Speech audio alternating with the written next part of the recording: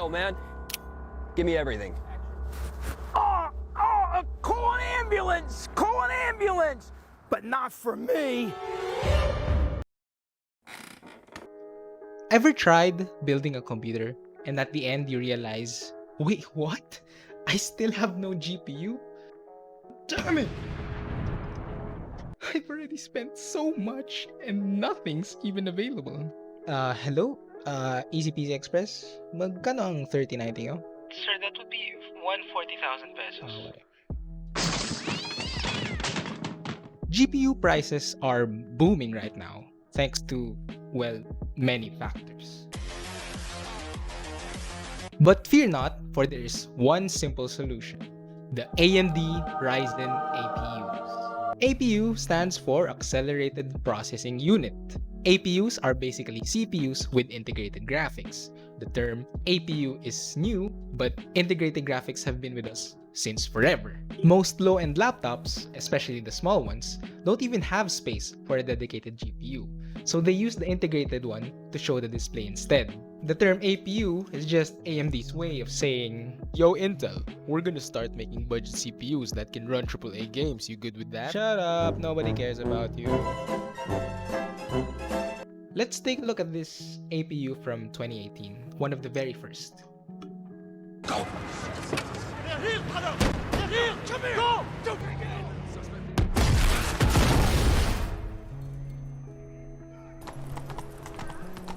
Holy shit, you can run Witcher 3 with 30 FPS? That's like PS4 numbers. Impressive for a CPU that costs 5,000 pesos only.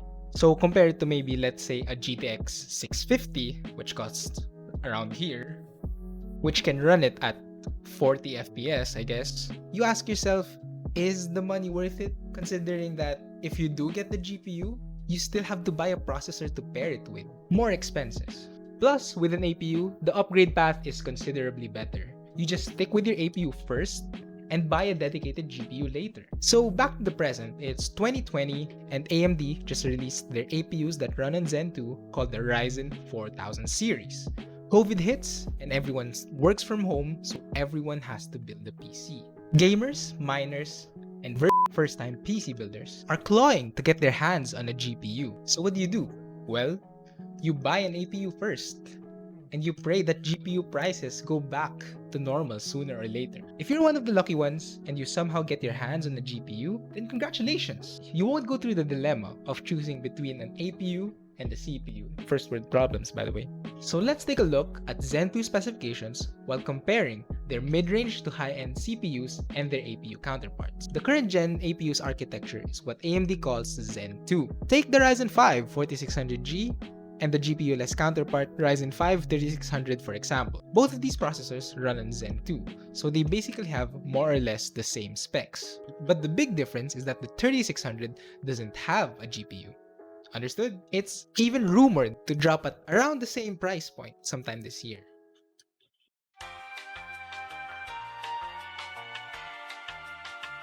First, we're going to start with the ISA, or Instruction Set Architecture. The ISA allows us to use our hardware and software via assembly language.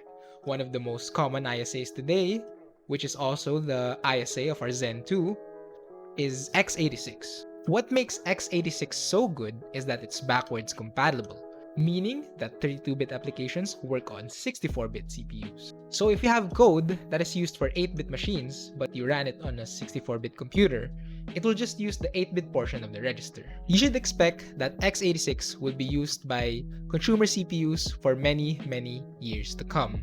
Didn't Apple just release their ARM-based M1 CPU that's just as good, arguably even better? We don't talk about Mac here. Familiar x86 assembly instructions are commands like jump for control flow, add and sub for arithmetic, and or XOR for logic, and move, push, and pop for data movement. Modern processors have super fast memory built on the chip itself called caches. Caches.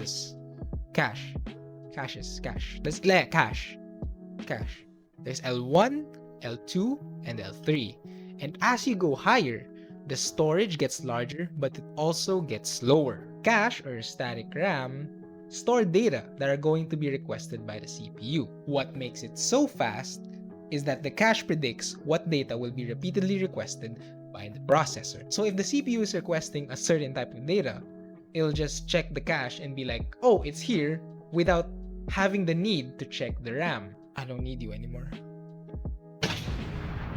Let's take a look at the different cache sizes of the Zen 2 architecture. Borrowed straight from LTT's video titled, "You Can't Buy AMD's Best Product," we can see here that the only difference between the Ryzen 7 3700X and the Ryzen 7 4750G is that the L3 cache is much smaller.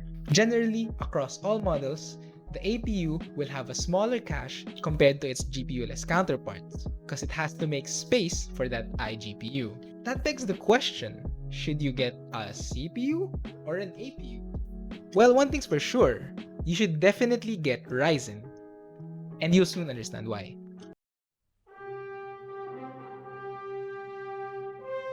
Bruh, even Superman uses Ryzen. PlayStation or Xbox? PC.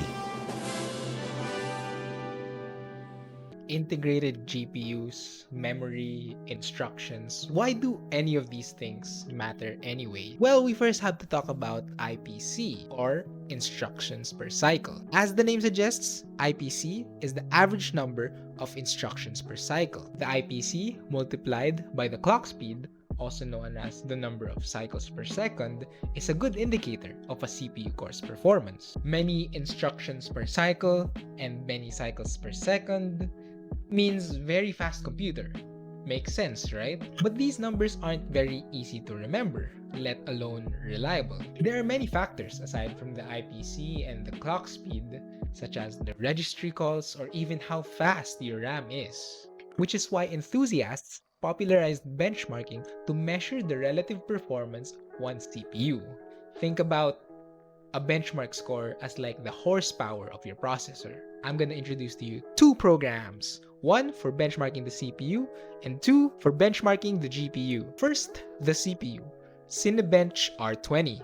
Even though R23 has recently been released, R20 has become the standard for now. According to CPUmonkey.com, these are the scores of our lucky chosen CPUs. Over the years, AMD has been dominating multi-core processor performance by releasing processors with up to 8 cores back in 2016 to 2017, while Intel was being clowned for just releasing 4 cores even for their flagship CPUs. Although you could argue 4 years ago, most of the programs couldn't even utilize all of the cores Ryzen could offer, it should be the industry's goal to utilize all of our CPU cores for better performance and efficiency. It's only very recently that Intel increased their CPU's number of cores and threads. As for the integrated GPU, the program we'll be using will be Firestrike by 3D Mark. I found these tests from an LTT forum post. Let's just say that the results speak for themselves. I mean, just...